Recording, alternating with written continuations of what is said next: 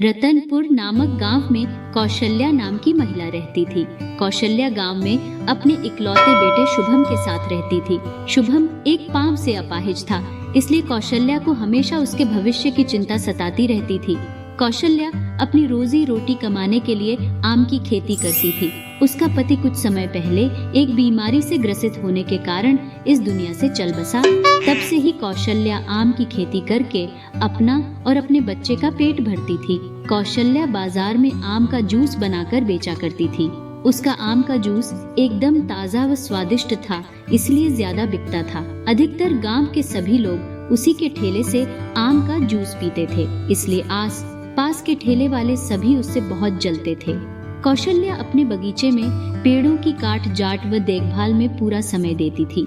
यही कारण था कि उसके आम पीले व खाने में भी स्वादिष्ट होते थे। एक दिन जब वह आम का जूस बेच रही थी, आइए आइए, ताज़ा व स्वादिष्ट आम जूस पी कर जाइए। एक बार पियोगे तो बार बार आओगे। कौशल्या रोज ऐसे ही इतनी कड़ी धूप में आम का जूस बेचती थी, क्योंकि वह अपने बच्चे शुभम को पढ़ाना चाहती थी। अरे वाह, ये आम रस तो बहुत ही स्वादिष्ट है, एकदम ठंडा ठंडा व मन को भाने वाला। मेरे लिए एक ग्लास और बना दो।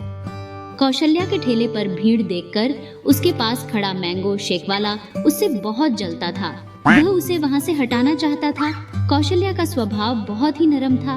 वह हमेशा उसके ठेले पर आने वाले गरीब या भूखे की मदद करती थी।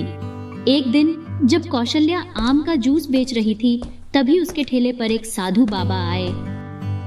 बेटी, कुछ खाने को दे दो, बहुत भूख लगी है।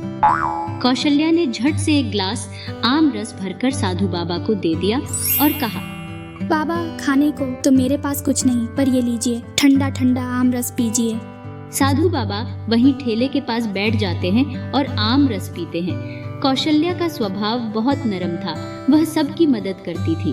थोड़ी ही देर बाद जब उसकी दुकान पर कोई ग्राहक नहीं था, तब उसके ठेले के पास खड़ा मैंगो शेक वाला उसके पास आता है और अरे कौशल्या बहन, ऐसा क्या है तुम्हारे इस आम रस में जो सब तुम्हारा ही आम रस पीते हैं? कुछ नहीं, बस मेरे आम एकदम ताज़ा व स्वादिष्ट है, इसलिए सभी मेरे ठेले पर ही आम रस पीने आते हैं। उस दुकानदार ने बातों में ही उसके द्वारा बनाए गए आम रस में पेट खराब होने की दवाई मिला दी और वहां से चला गया।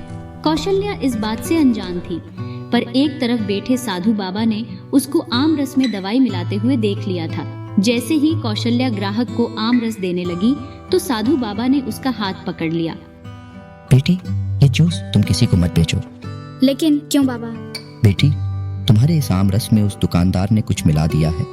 मैंने उसे अपनी आंखों से आम रस में दवाई मिलाते देखा है। सच में बाबा?